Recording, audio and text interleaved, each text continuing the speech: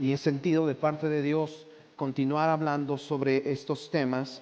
Y fíjese, hoy quiero que hablemos sobre las puertas abiertas.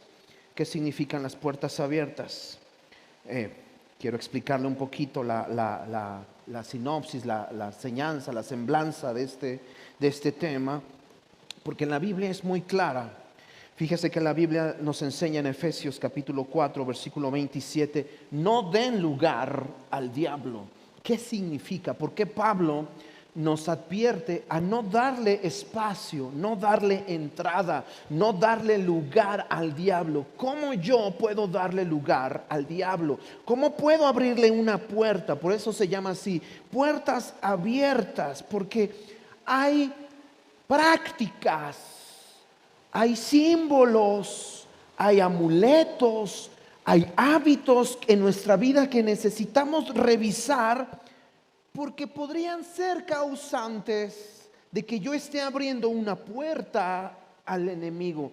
Tal vez yo no lo sabía, tal vez es porque no lo conocía o no tenía yo noción de lo que estaba haciendo. Y por eso es esta enseñanza, porque tenemos que entender que el diablo lo que busca es un pequeño espacio en tu vida. No creas que el diablo pide que le abras toda la puerta.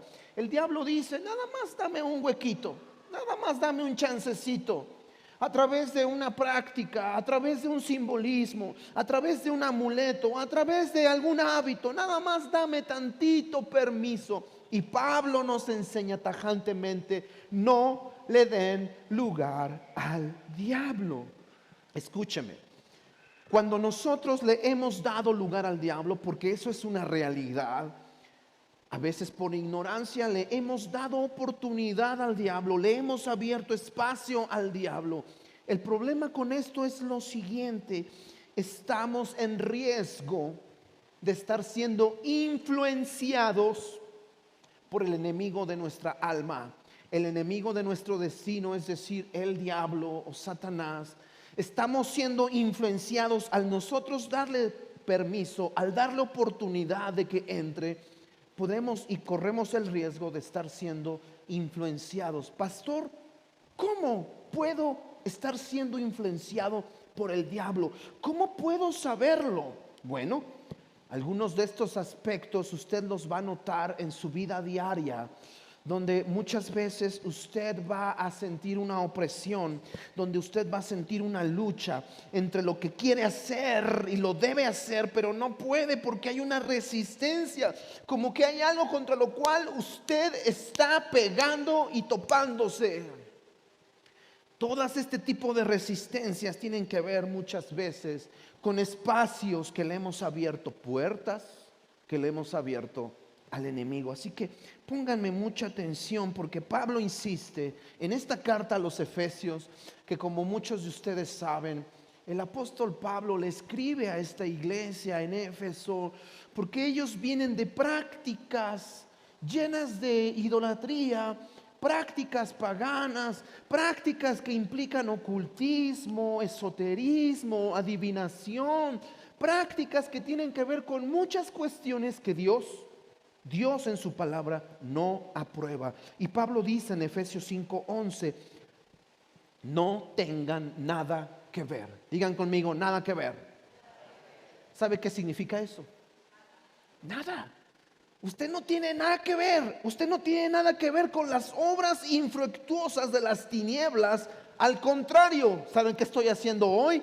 Denunciar esas obras del diablo. Tal vez algunos de ustedes no lo sabían, pero hoy yo voy a denunciar algunas de esas obras infructuosas, algunas de esas obras que han buscado que el diablo, usted muerda ese pequeño anzuelo, o ese inofensivo símbolo, o ese inofensivo amuleto, o esa inofensiva práctica, que al morder usted ese anzuelo, usted está siendo parte de una agenda, parte de una acción del enemigo con la cual usted está viéndose influenciado.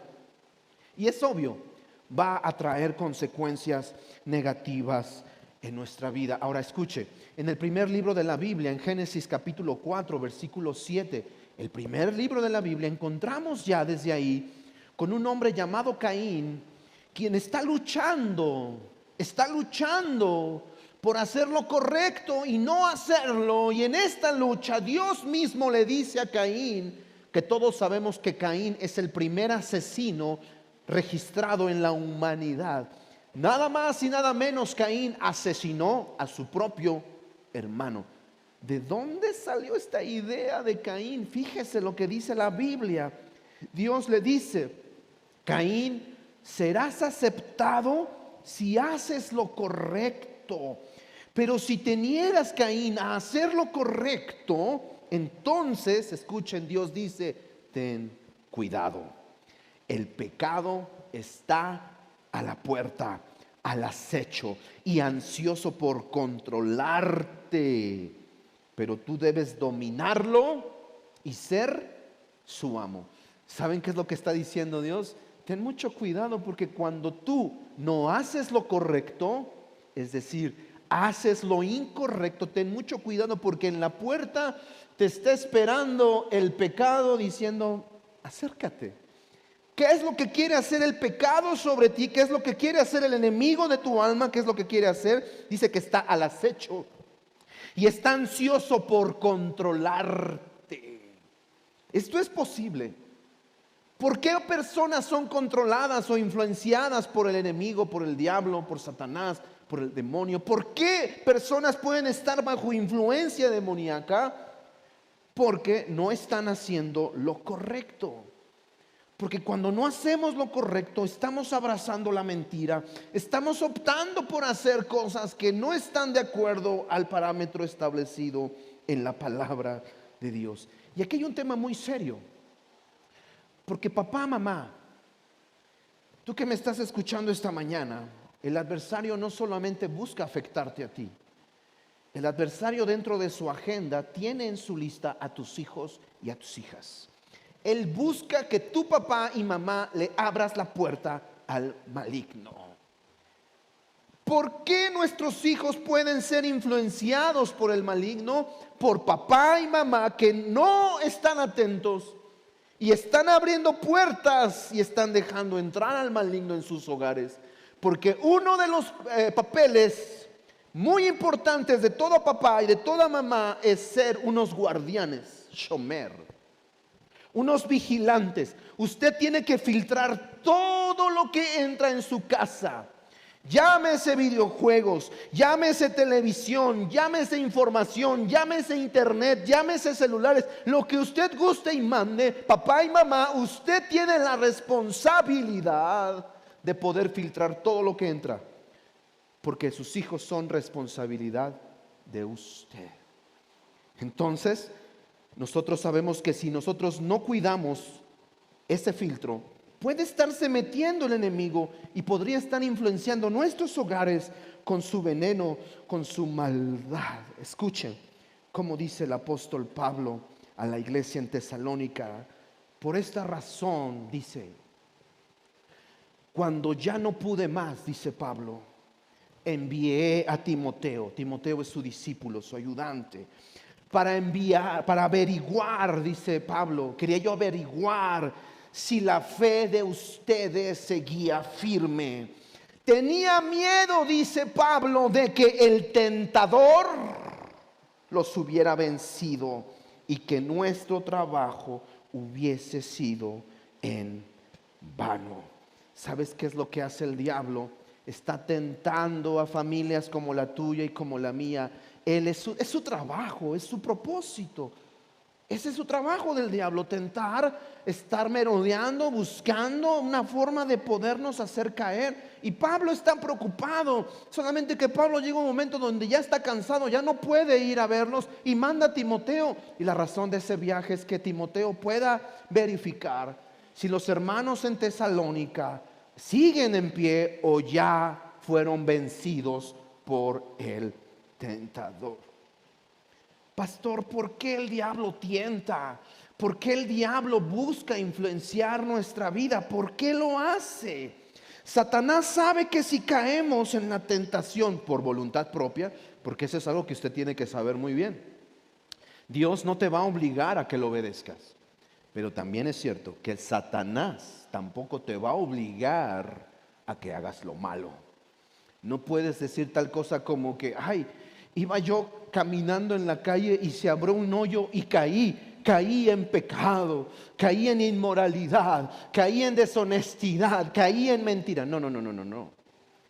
Todos los que caemos es por voluntad propia, porque pudimos evitarlo.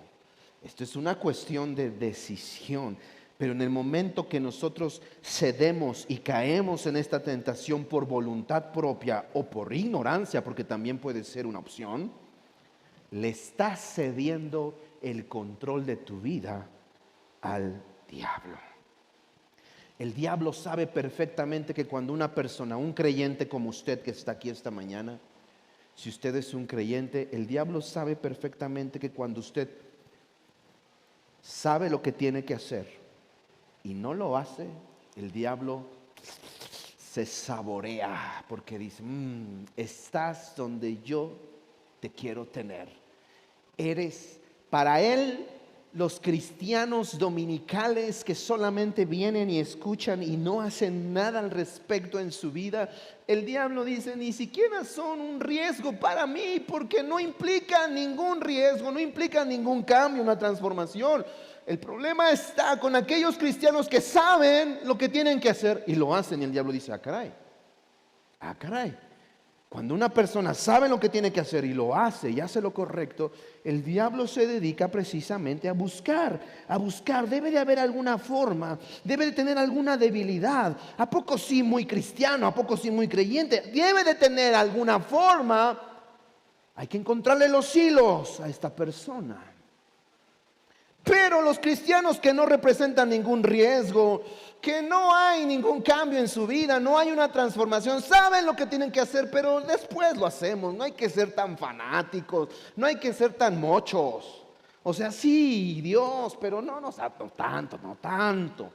Entonces son personas que no representan ningún riesgo, ningún factor que amenace al enemigo. El diablo dice, no, estás justo donde te quiero tener, porque al final el diablo cuando quiere te tira, cuando quiere te hace como él quiere. El Señor lo reprenda. Y esto es peligroso. ¿Qué pasa cuando un creyente como yo, como usted, sé lo que tengo que hacer, pero no lo hago? Desobedezco a Dios, y el desobedecer a Dios me pone a mí en un terreno pegriloso, dicen por ahí. En un terreno peligroso. ¿Por qué? Porque ¿sabes qué es lo que hace el diablo? Otro de sus trabajos del diablo es, diga conmigo, es un chismoso. Dígalo, chismoso. No es pecado decir chismoso, dígalo, chismoso. El diablo es un acusador.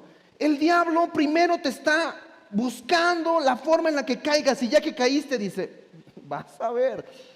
Según Apocalipsis capítulo 12, dice que el diablo va a la presencia de Dios y dice, ¿qué crees?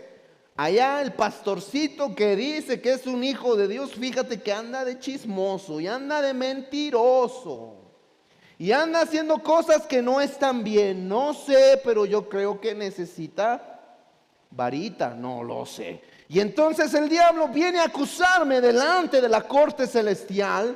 Porque ¿cuántos saben que hay una corte celestial que está emitiendo veredictos, juicios, recompensas, bendiciones? Obviamente para los que obedecen, pero también para los que no obedecen. Esto es algo que también en esta tierra vamos a ver efectuado.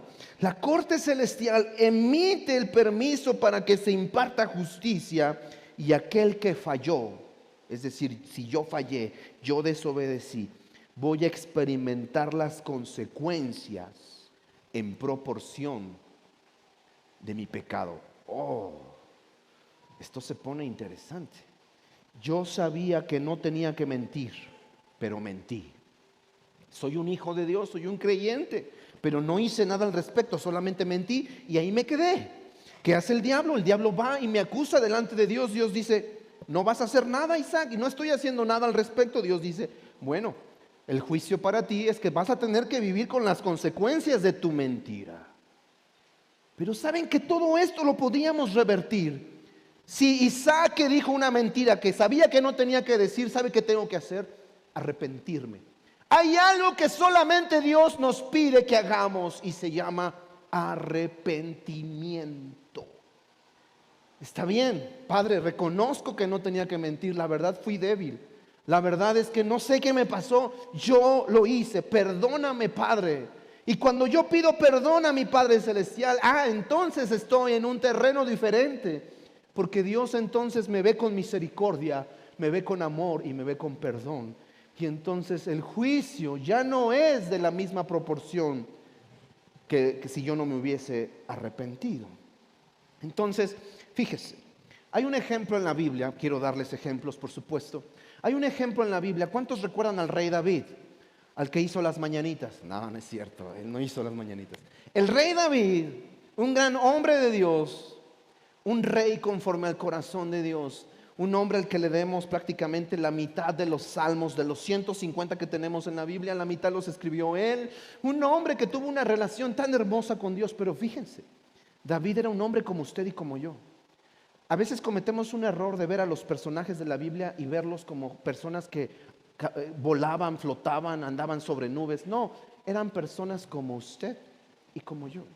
Tanto es así que cuando David es rey, él se da cuenta que tiene un hermoso reino y se empieza a llenar de esto. ¿Cómo se llama cuando nos sentimos muy orgullosos? Ego, vanagloria. David dice, qué hermoso reino tengo. Y tengo un montón de ejército y tengo un montón de pueblo. Me gustaría saber cuánto pueblo tengo. Y se acerca a su consejero, rey, no los cuentes. Y David dice, ¿por qué no? Quiero saber cuál es el potencial de mi reino. Y David hace un censo, a pesar de que sabía que eso no le iba a gustar a Dios. Y hace un censo. Y Dios se enoja con David. David pecó contra Dios porque le desobedeció. Hizo un censo para llenarse de vanagloria y decir, tengo un pueblo numeroso que está sujeto a mis órdenes. ¿Y sabe qué es lo que dice el libro de Primera de Crónicas? Satanás se levantó contra Israel y provocó a David a hacer un censo de Israel. ¿Quién se levantó? El diablo. El diablo inmediatamente cuando empieza a ver en nosotros sesgos de vanagloria, de orgullo, de rebeldía, de lo que usted guste y mande, pero que no es de acuerdo a la palabra de Dios, y empieza a brotar en nosotros, el diablo dice, voy contra ti. En este momento eres para mí la víctima o la presa perfecta. Eso fue David. Se levantó. ¿Y qué fue lo que ocasionó? Juicio. Imagínense el juicio de Dios. Viene el profeta a decirle a David, David, Dios está muy enojado contigo y tienes 3 opciones, escuche. Número 1, 3 años de hambruna sobre el pueblo. Número 2, 3 meses donde tus enemigos te hagan pedazos. O 3 días donde el ángel del Señor baje y destruya a todo Israel. ¿Qué escoges, David? Y ahí está David. Ninguna de las opciones es, digamos, como que mejor. ¿Saben cuál es la respuesta de David? Arrepentirse y decirle, escojo a Dios. Prefiero caer en las manos de Dios que caer en las manos de un hombre, de mis enemigos, porque mis enemigos me harían pedazos. Prefiero caer en las manos de Dios, porque Dios va a tener misericordia de mí. Pero no se le olvide algo, que David supo muy bien que había fallado, que David supo muy bien que fallar a Dios es abrir una puerta para que el diablo se levante en contra. Escuche, anote esto, el pecado abre la puerta a Satanás. ¿Quiere usted tener cuidado de no abrirle la puerta en su casa, en su matrimonio, en sus finanzas, en su relación con sus hijos? Con sus hijos, no abrir puertas. Tenga cuidado porque el pecado, ¿qué es pecado? Desobediencia a la palabra de Dios. Para causar toda clase de desgracias en la vida del pecador que se aleja de la protección del Señor. Esto tiene tanta verdad, mis hermanos, porque yo les he dicho, la mejor forma de protegernos del maligno, usted no tiene que estar asustado. Si usted es una persona que está obedeciendo a Dios, usted está bajo el resguardo, bajo la protección de Dios, porque estoy obedeciendo. No tengo miedo. Alguien alguna vez me dijo, cuidado, porque una brujita te puede hacer un mal agüero. Por favor, no hay agüero contra los hijos de Dios. Si yo estoy caminando en obediencia, si me estoy esforzando por agradar a Dios, y no estoy hablando de ser perfecto, incluso si yo llego a equivocarme, llego a fallar, llego a pecar, porque el pastor también peca, ¿qué tengo que hacer? Arrepiéntase y pida perdón, pida la misericordia de Dios, porque eso usted lo mantiene dentro del cerco de Dios. ¿Sabe qué significa pecar? Pecar significa que yo voluntariamente me salgo de la cerca de Dios. Yo quiero hacer lo que yo quiero. En este momento se me antoja hacer esto, hazlo. Pero tú voluntariamente te estás saliendo del cerco de Dios. Y estar fuera del cerco de Dios, atente a las consecuencias. O sea que no es pecar por pecar. El pecado trae desgracias. El pecado nos deja expuestos. El diablo está a la puerta diciendo, salte, salte, salte, te quiero aquí. Porque estando aquí, eres tan manipulable, eres tan influenciable. Te muevo a mi antojo y te hago como quiero. Oh, esto es una realidad, mis hermanos. Escuche, vamos a hablar sobre esto. Quiero enfocarme ahora sobre esto. Los símbolos que algunas personas usan sin saberlo pueden actuar como una llave que abre la puerta para que el adversario pueda entrar como león rugiente que está buscando a quien devorar. Le acabo de decir que mi desobediencia a la palabra de Dios le abre puertas al diablo. Esa es una. Otra forma en la que yo le puedo abrir puertas al diablo es que muchas veces símbolos, amuletos en nuestra vida que no hemos analizado podrían ser un factor que está abriendo la puerta para que el adversario entre como Juan por su casa en nuestra vida. Hay otro ejemplo en la Biblia, por supuesto. Antes de que David fuera rey, el primer rey sobre Israel, ¿alguien recuerda cómo se llamó? Saúl. Saúl fue escogido por Dios. Saúl fue un hombre que Dios llamó para ser el primer rey sobre Israel. Saúl, un hombre de mucha altura, de mucho porte, pero un hombre que cuando fue probado en obediencia, reprobó. Y escúcheme bien, Dios va a probar nuestra vida en obediencia. Y más nos vale pasar esos momentos, porque Dios prueba la obediencia de sus hijos. Porque Dios busca sacar lo mejor de nosotros, no lo peor. Y ahí está Saúl siendo probado. Está enfrentando a los amalecitas y Dios le dice que espere, que se espere, que se espere. Y Saúl está desesperado. Se nos van a ir. Hay que hacer algo. Y empieza a preparar un sacrificio, algo que no le corresponde a él. Empieza a hacer labores que no le correspondían y Dios se enoja. ¿Por qué me desobedeces, Saúl? Tenías que esperar mi instrucción. Y a partir de ahí, Saúl el rey vino en una constante caída, empezó a caer, a caer, a caer, y a Dios ya no le gustó la forma y las decisiones como estaba viviendo el rey Saúl. Escuche, ¿qué fue lo que hizo Dios? El Espíritu del Señor se apartó de Saúl. Esto nos debe de llevar a la reflexión, porque Dios en su grande misericordia, mi hermano, tal vez tú te equivocas, porque te vas a equivocar, vas a pecar, vas a fallar como seres humanos que somos. Y como lo he venido repitiendo, no hablamos de perfección, te va a pasar, te va a suceder. Solo que la gran diferencia entre un David y Saúl es esta: Saúl sabía que estaba haciendo las cosas mal y le siguió, y le siguió, y le siguió, y le siguió. En cambio, David se da cuenta que la hizo mal, desobedeció. Él pide misericordia y no fue la única vez que lo hizo. Esa es la gran diferencia. Si tú sabes que lo que estás haciendo no está correcto, Dios te está dando vida, te está dando oportunidad. Arrepiéntete antes de que sea demasiado tarde. Porque dice que el Espíritu del Señor se apartó de Saúl. Y tal vez tú no entiendas la gravedad del asunto. Si el Espíritu de Dios se aparta de tu vida, mi hermano, se terminó. Podríamos decir que este es el final de Saúl.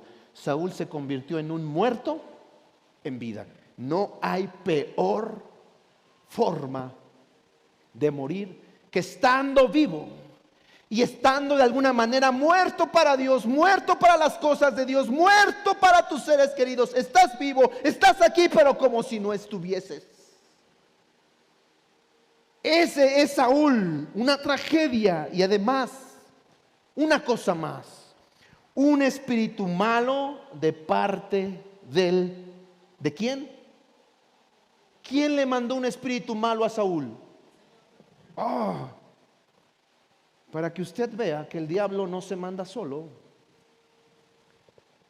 Dios manda un espíritu malo sobre Saúl que lo atormentaba. ¿Saben? A partir de ahí, como les dije, este es el final. Es una caída libre de Saúl. A partir de ahí, él es atormentado por un espíritu que le daba dolores de cabeza, que lo hacía estar de malas, que no soportaba a nadie. Y ahí está el pequeño y adolescente David tocando su arpa, haciendo adoración a Dios. Lo manda a traer, toca para mí, porque cuando tocas siento un poco de alivio de este dolor de cabeza, de este dolor de huesos, de este dolor del alma, de esos famosos dolores que no salen en las radiografías. ¿Cuántos saben de esos dolores? El doctor dice, es que no tienes nada. Pero es que yo me siento mal, doctor, pero no tienes nada. Dolores que están muy adentro. Y muchas veces, no estoy diciendo que siempre o que se deba a eso siempre, sino que en algunas de esas ocasiones puede ser a que un espíritu está atormentando tu vida. Y dice Pedro, estén alerta. Ahora, haz esto. Voltea con el derecho y dile, estate alerta, estate alerta. Aprovecha, si se está durmiendo, dile, ponte las pilas, despiértate. Dile, estén alerta, cuídense de su gran enemigo, dice la Biblia. Primera de Pedro 5, 8 y 9. Cuídense de su gran enemigo, el diablo, porque anda al acecho como un león rugiente buscando a quien devorar. Manténganse firmes contra él y sean fuertes en su fe. Recuerden que su familia de creyentes en todo el mundo también está pasando por el mismo sufrimiento. ¿Sabes qué es lo que hace el diablo? El diablo te hace pensar que eres el único que está pasando por eso. Y tú dices, yo creo que estoy tan mal que he de ser el único que le pasa esto. Soy tan malo que no tengo solución, no tengo remedio. Y el diablo te dice, sí, eres una basura, no sirves para nada. Eso es lo que te quiere hacer pensar el diablo. Pero el apóstol Pedro te está diciendo, hey, no se te olvide que no eres el único. Todos estamos de alguna manera luchando contra el gran enemigo de nuestra alma llamado Satanás. Pero escuchen, si confesamos nuestros pecados, dice Primera de Juan, si confesamos nuestros pecados a Dios, Él es fiel y justo para perdonar nuestros pecados y limpiarnos de toda maldad. Diga conmigo, toda maldad. ¿Qué significa toda maldad? Mi hermano, no hay pecado que tú hayas cometido que Dios no pueda perdonar. ¿Sabes cuál es el único pecado que Dios no puede perdonar? El que no le confiesas. Si te arrepientes y le confiesas a Dios tus pecados, dice aquí, Él es fiel y justo. Y escuchen, nuestros pecados se confiesan a Dios, no a ninguna persona. A Dios le tienes que confesar y arrepentirte con Él, porque es una manera de estar aprobado delante de Él, no delante de los hombres. Dice, si afirmamos que no hemos pecado, versículo 10, llamamos a Dios mentiroso. Oh, tengan cuidado. No, pecado.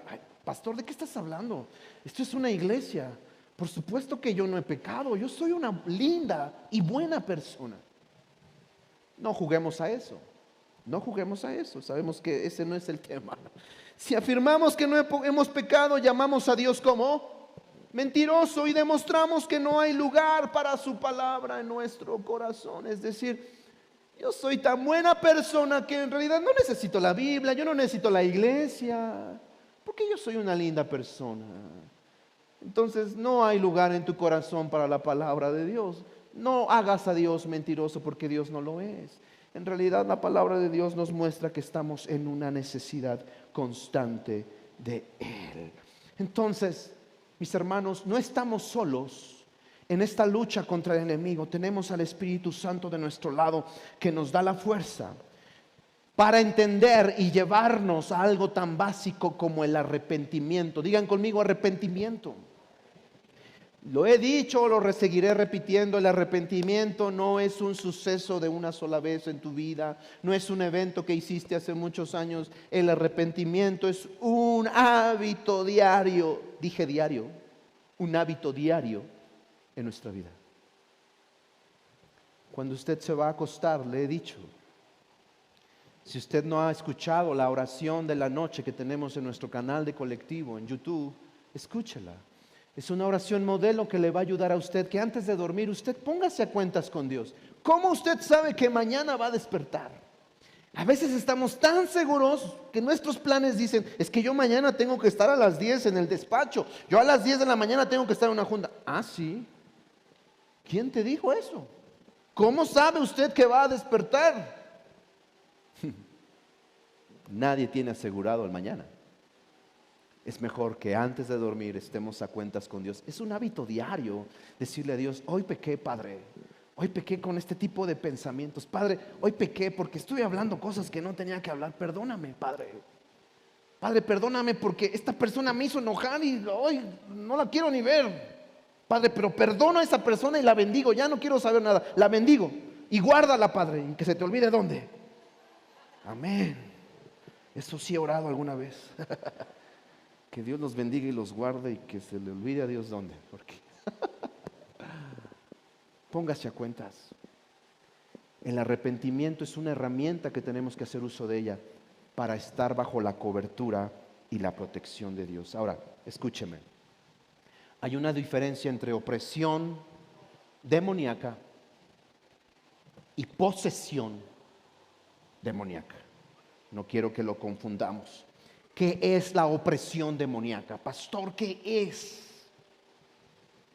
Esa opresión demoníaca, como hace un momento lo estaba yo definiendo, es esa fuerza espiritual contraria que viene hacia ti y busca que tú hagas lo contrario a la palabra de Dios. Y muchas veces tiene que ver con el círculo de amigos con el que estamos rodeados, porque son excelentes títeres que el enemigo usa para bombardearte una y otra y otra y otra vez. Es que el enemigo no falla en su estrategia. Él sabe que para lograr su cometido lo único que tiene que hacer es pegar y pegar y pegar y pegar, pero no en diferentes puntos, en el mismo punto. Sí. Si el enemigo sabe cuál es tu debilidad, él va a poner todos los escenarios, él va a poner las personas y las situaciones para pegarte sobre esa debilidad que él ya detectó en ti. Esa es una opresión demoníaca. Muchas veces podremos estar experimentando esa opresión demoníaca. Entonces, aquel creyente, aquel hijo de Dios que vino a Dios y que está buscando a Dios, pero en su pasada vida era un ojito alegre. Le gustaba cerrarle el ojito a las muchachas, le gustaba coquetear con las muchachas, pero ahora es un hijo de Dios, ahora va a la iglesia y busca a Dios. Pero el diablo dice: te va a poner escenarios, y entonces estás en tu trabajo y llega la amiguita y te da el abracito y te da el cariñito y tú... No sé si me estoy explicando. ¿Sabes cómo se llama eso? Opresión. Él te quiere oprimir para que tú hagas algo que tú sabes que no está bien. Pero eso está todavía en un terreno donde nosotros podemos decidir: ¿lo hago o no lo hago? Solamente puse un ejemplo, pero las debilidades de cada uno, yo creo que haríamos bien en conocernos a nosotros mismos y saber, dirían por ahí coloquialmente, de qué patita cojeas. Sí. Entonces, hay que estar muy conscientes de eso, porque el enemigo se pinta solo para ponerte escenarios donde tú caigas y muerdas ese anzuelo. Pero ¿cuál es la diferencia con una posesión demoníaca? La posesión demoníaca está más arriba, es más allá. Ya no es solo la opresión, sino que ahora caíste en el juego de la amiguita, ahora ya se agarran de la manita, ahora ya se dan sus besitos, ahora se dan sus escapaditas. ¿Sabes que lo que estás haciendo estás mal? Y lo sigues haciendo. Ten mucho cuidado, porque tú estás entrando en el terreno de una posesión demoníaca. ¿Qué es una posesión demoníaca?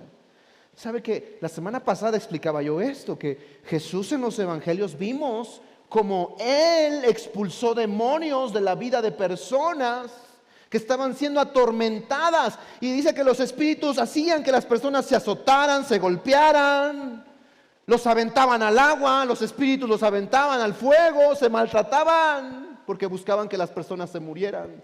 Eso es lo que busca el diablo con una posesión demoníaca. Es que va a crear los suficientes escenarios, las suficientes situaciones para hacerte daño. Que tú mueras de una forma trágica, que tú fracases, que tú estés en bancarrota, que tú no tengas opciones ni salida y no entiendas por qué te está pasando eso, según tú. Aunque muy adentro de ti sabes que lo que está pasando fue por malas decisiones. Estar poseído por un demonio es estar a voluntad de estos demonios. Sí, yo sé que lo que estoy diciendo no es algo tan agradable, es algo desagradable, pero es consecuencia de malas decisiones. Pero aquí está el consejo de la palabra de Dios. Escuche, ¿cuál es el consejo para usted y para mí? Una palabra final: sean fuertes en el Señor y en su gran poder. Pónganse toda la armadura. ¿Sabían eso? Que Dios no te dice, ponte fuerte, ándale, échale ganas. No, Dios no te dice solamente eso. Dios te dice, ponte la armadura. ¿Por qué estás recibiendo los golpes? Ponte la armadura, dice aquí, de Dios, para poderse mantener firmes contra todas, escucha esta palabrita, me gustó, estrategias del diablo. O sea, piensa en esto: el diablo no es un desordenado que anda ahí improvisando situaciones, no. El diablo es un hombre, es un ser, que tiene estrategias. Él planea todo, tiene estrategias. Él tiene planes. Dice aquí, versículo 12: pues no luchamos contra enemigos de carne y hueso, sino contra gobernadores malignos y autoridades del mundo invisible. ¿Ya se dio cuenta contra qué estamos luchando? Su suegra no es su enemigo. Siento decirle eso. Dice que luchamos contra gobernadores malignos y autoridades del mundo invisible. ¿Qué significa? Que usted no puede ver. Contra fuerzas poderosas en este mundo tenebroso y contra espíritus malignos de los lugares celestiales. Y dice Pablo, por tanto, pónganse todas las piezas de la armadura de Dios para poder resistir al enemigo en el tiempo del mal. Así, después de la batalla todavía seguirán de pie firmes. Defiendan su posición poniéndose, número 1, el cinturón de la verdad. Una persona que quiere protegerse de los ataques del enemigo es una persona que siempre habla la verdad, que siempre dice la verdad. Si tú permites la mentira en tu vida, si tú permites la deshonestidad en tu vida, ten mucho cuidado, porque tu armadura tiene un hoyo. Dice aquí, la coraza de la justicia de Dios. La justicia de Dios da una referencia a ser una persona equilibrada, a ser una persona que hace lo correcto, hace lo necesario, que mantiene un equilibrio. Pónganse como calzado la paz.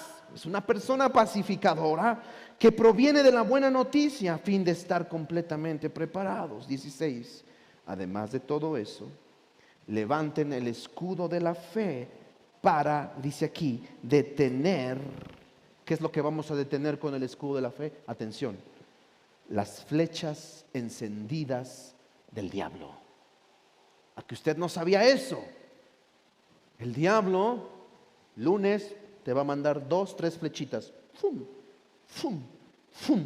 Como arquero que es, el Señor lo reprenda, busca que aquellos que están con el escudo caído, con la armadura toda abollada, andan ahí por la vida. Entonces el enemigo simplemente con un flechazo encendido, una tentación, entiéndase, es más que suficiente para tirarte. Dice aquí, pónganse la salvación como casco y tomen la espada del Espíritu, el cual es la palabra de Dios. ¿Qué más? ¿Qué más, Pablo? Oren en el Espíritu. Hay que orar. Usted tiene armas para luchar. Oren en el Espíritu en todo momento y en toda ocasión. Manténganse alerta y sean persistentes en sus oraciones por todos los creyentes en todas partes. Yo le he dicho, mi esposa y yo les hemos dicho que nosotros oramos por cada uno de ustedes. Ustedes están en la lista de oración nuestra de todos los días. Y oramos por esto, por cobertura y protección sobre ustedes. Pero no le haría mal a usted que también orase por su propia familia, orase por sus hermanos, orase por protección, que el maligno con esos dardos que va a lanzar en ese día no caigamos, sino que nos mantengamos firmes. Ahora, fíjese lo que vamos a hacer. Quiero cerrar esta enseñanza con algunos símbolos. Hemos hablado sobre el pecado, hemos hablado sobre algunas prácticas de desobediencia, las cuales abren puertas al enemigo, pero ahora esta información que voy a dar es información solamente, no con otro objetivo, sino que simplemente usted sepa que estar en ignorancia muchas veces nos puede llevar a estar abriendo puertas al diablo. Esto no tiene que ver con ser, como dije hace un momentito, mocho, no tiene nada que ver con ser un fanático. Es información que está a disposición de todos y que quien la quiera aprender y quien la quiera ver, la va a lograr ver. Pero como dicen por ahí, no hay peor ciego que el que no quiere ver. Escuche, hay un símbolo muy peligroso que está muy de moda en este momento, que de hecho podría decir que siempre ha estado vigente de alguna manera en la civilización, y en la actualidad no escapa a muchas formas este famoso ojo que todo lo ve. Tengan mucho cuidado. ¿En qué sentido? A que usted esté consciente que hay muchas cosas a nuestro alrededor. Fíjese bien, hay muchas cosas en el mundo que nos rodea y muchos de esos simbolismos tienen que ver con influencias del diablo, porque el enemigo nos busca bombardear con símbolos, con amuletos, con situaciones, para que usted normalice las cosas y usted piense que es algo inofensivo. Usted está tan familiarizado con esas cosas que usted dice, no le veo nada de malo. Exactamente, eso es lo que él piensa, lo que él quiere que usted piense. Como usted ya está tan familiarizado y lo ha visto tan normal, que usted dice, no tengo ningún problema con esto. Pero no es que haya ningún problema, es que estos símbolos, como todos los símbolos, tienen una función. Y este ojo que todo lo ve, no es el ojo de Dios. Algunas personas dicen que es el ojo de Dios, no.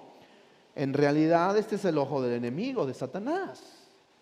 Y si le rascamos y si nos vamos un poquito más atrás, hay una secta muy famosa que ha estado impresionantemente activa desde hace muchos siglos, esta secta, donde a sus seguidores, fíjese, estos seguidores de esta secta no se les revela el nombre de su Dios, solamente a los que están en niveles tan altos dentro de esta secta, que va por grados. A ellos solamente se les revela el nombre, y ya que estás tan metido y que tienes un grado tan alto, te das cuenta que el que está moviendo los hilos dentro de esta secta se llama Lucifer. Y que esta secta ha estado incluso en planeaciones de los gobiernos e incluso en arquitecturas de ciudades tan enormes como París, como Londres, donde esta secta ha estado involucrada. Y este es uno de los símbolos que ellos utilizan y que nuestra política, nuestro gobierno no ha estado exento de la influencia de estos personajes. Sí, me estoy refiriendo a los masones.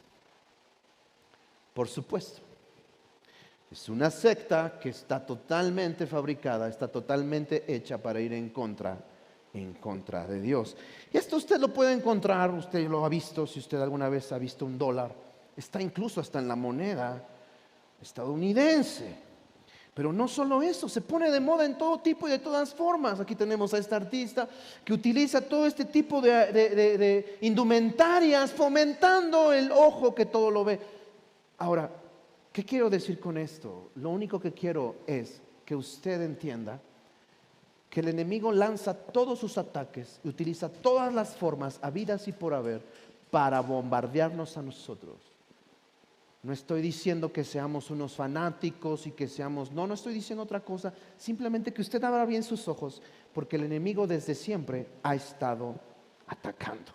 Entonces, es muy curioso que este ojito aparece en pulseritas, ¿no? ¿Ha escuchado usted el mal de ojo? ¿No? Todos este tipo de amuletos, este tipo de cuestiones que lo único que están fomentando es que usted esté abriendo una puerta al enemigo. Si usted usa esas pulseritas, esos collarcitos, y usted piensa que por tener eso, usted es el ojo de Dios que lo está viendo y lo está cuidando y lo está protegiendo. No, mis hermanos. ¿Quiere usted la bendición de Dios en su vida? Obedezca la palabra de Dios y Dios lo va a bendecir y lo va a proteger sin necesidad de que usted use una pulsera o un amuleto. Existe otra imagen, creo que no está aquí, pero la imagen del Hamsa. El Hamsa es una manita que tiene un ojito, no sé si usted la ha visto.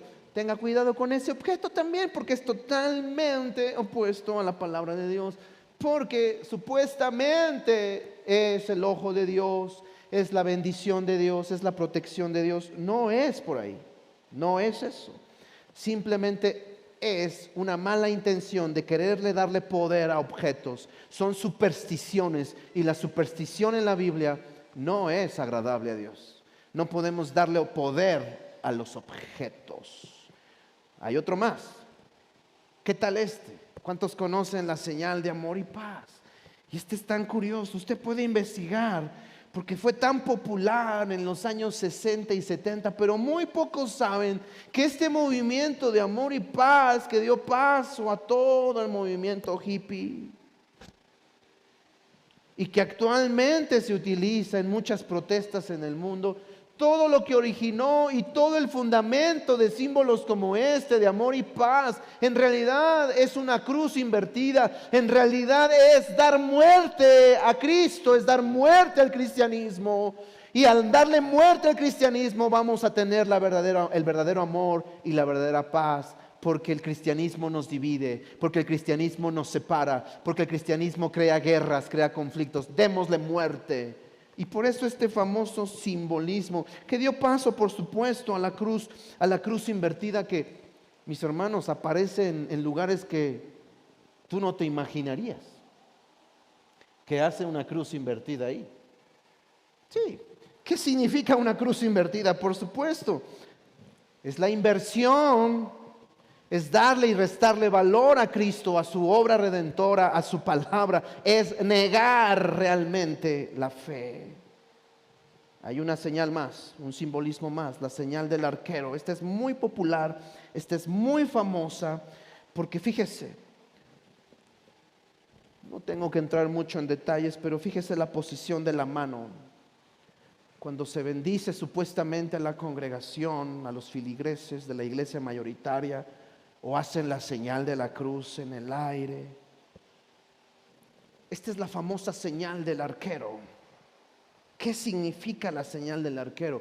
Hace un momentito yo le dije que el diablo lanza dardos, pero todo esto se remonta incluso a Génesis, desde el capítulo 11, con un personaje muy famoso llamado Nimrod. Nimrod en la Biblia es el primer hombre que fue deidificado, es decir, fue llevado al grado de ser considerado Dios después de su muerte. Nimrod era un poderoso, dice, cazador, que estaba en contra de Dios. Y este personaje Nimrod, mis hermanos, vino a tergiversar toda la historia, porque gracias a Nimrod existen muchas de estas religiones falsas, porque es la base, estar en contra de Dios. No me gusta lo que Dios dice, no estoy de acuerdo con lo que Dios dice. Nosotros podemos hacerlo de una manera diferente. Y es que fíjese esta imagen, Usted puede ver en cualquier pintura, en cualquier imagen, la misma posición, porque esa posición es la posición del arquero, de alguna manera nombrando, de alguna manera señalando y estando de acuerdo con lo que representó el famosísimo Nimrod, que estuvo en contra de Dios. Esto es delicado, porque la Biblia no escapa a temas como estos. Fíjese cómo dice el salmista David: porque los impíos tensan el arco, preparan su flecha sobre la cuerda para disparar en lo oscuro a los rectos de corazón. Mis hermanos, simplemente es para abrir nuestro entendimiento, abrir nuestros ojos. Ahora, yo le recomiendo que usted no se quede con esto. Simplemente usted puede ir a investigar, usted puede ir y la información, estamos en la era de la información, usted puede hacer uso de ella y usted investigar y hacer su propia deducción, que hay muchas cosas de las cuales estamos bombardeados y no nos hemos dado cuenta su origen, y su origen es totalmente demoníaco, porque nos buscan de alguna manera que nosotros seamos parte de ese mover. ¿Qué tal está? La S satánica. La S satánica está en muchos objetos, en muchas formas, hasta el grado de llegar a esta cuestión con los nazis.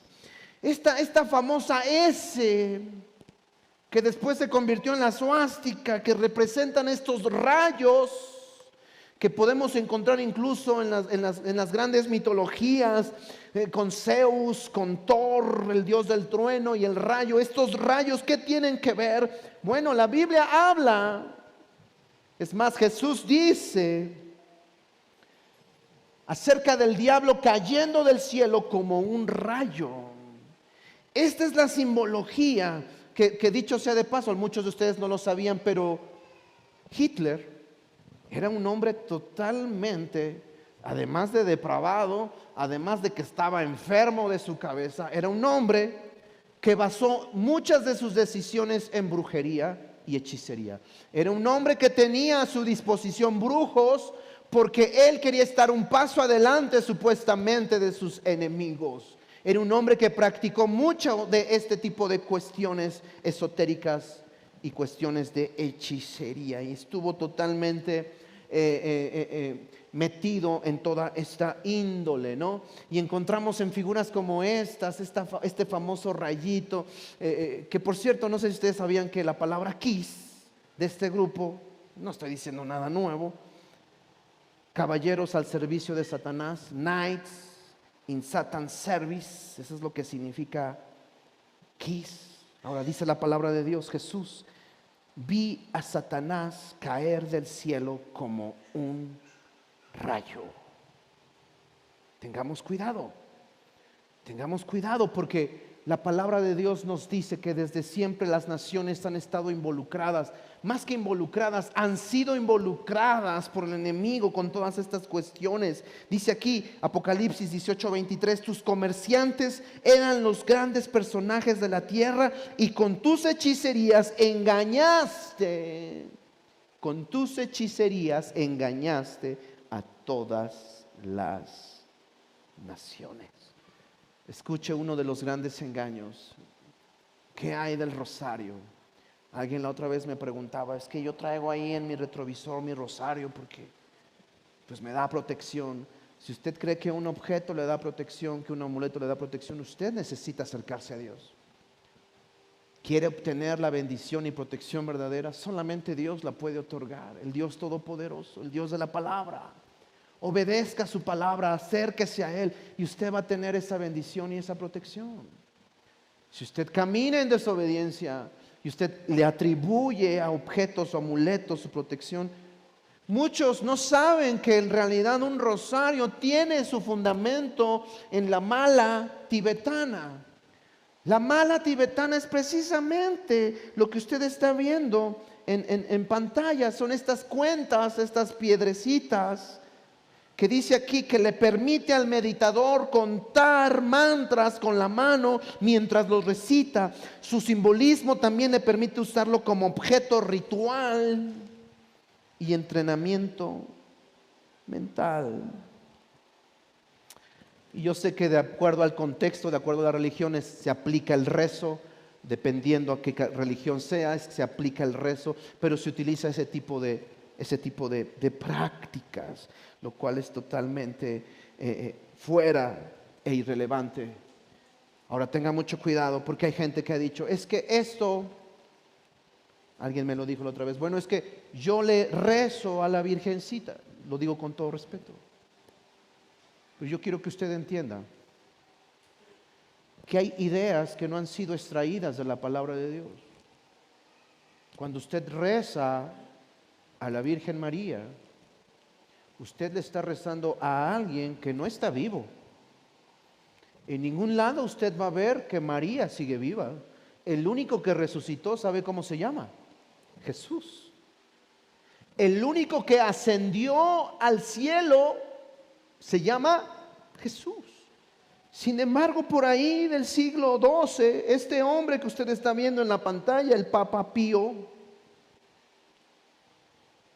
este hombre hizo una declaración, Papa Pío XII, no en el siglo XII, discúlpeme. En el año de 1950, él declaró lo siguiente: la asunción de la Virgen, que la Virgen sí había ascendido. Momento, ¿dónde dice? Si me lo enseñas, lo acepto.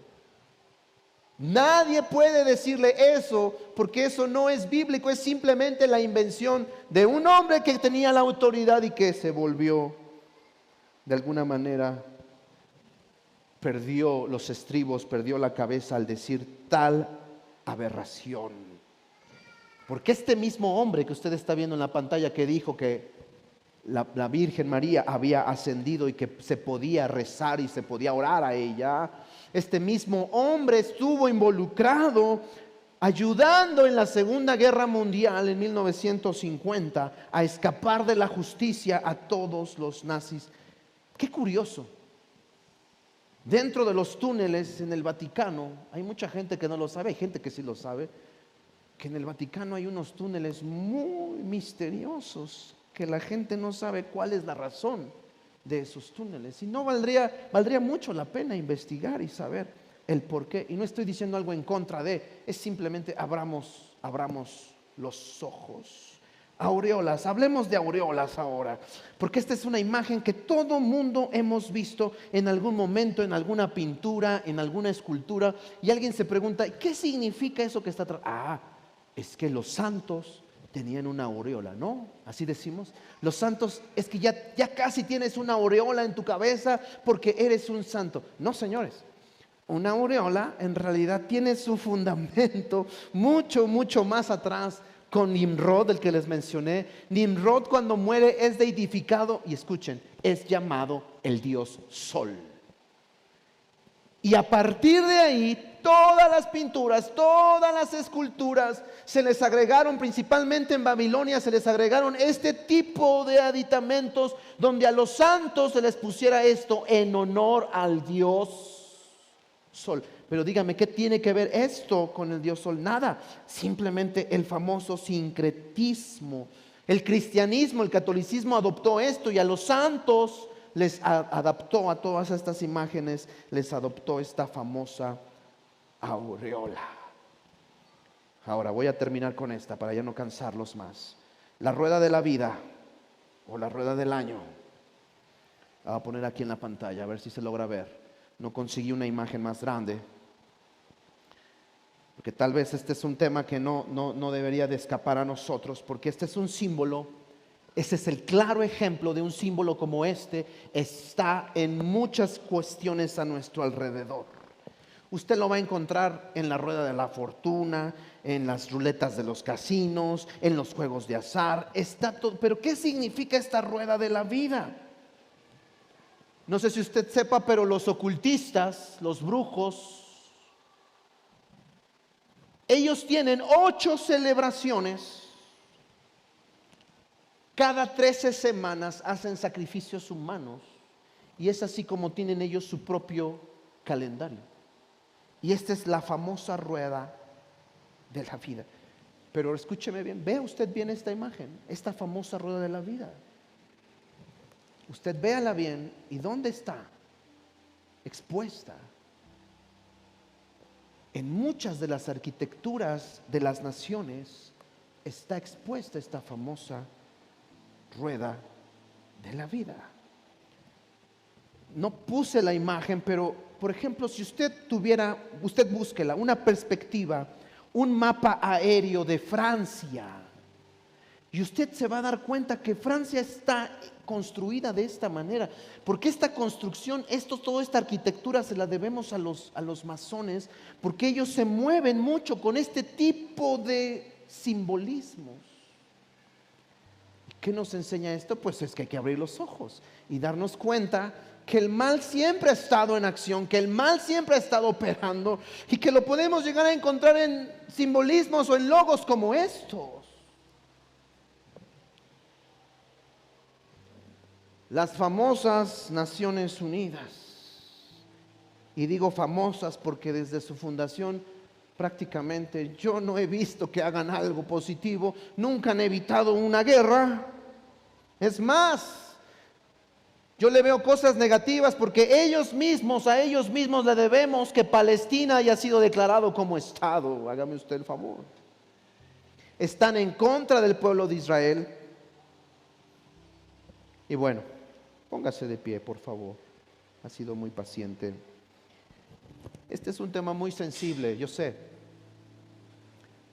Pero lo único que el enemigo ha tratado de hacer es que a través de símbolos, a través de objetos, es que usted se vuelva insensible, de manera que usted lo vea como algo, es algo normal. Tú estás viendo muros con tranchetes, estás viendo cosas que no son. No es que veamos cosas que no son, pero simplemente no tiene nada de malo que usted investigue y que usted conozca de dónde vienen todas las cosas. Y como dije hace un momento, usted no se quede con lo que le estoy diciendo. Usted puede agarrar y usted puede investigar, lo cual haría muy bien, de verdad, haría muy bien en hacerlo, para que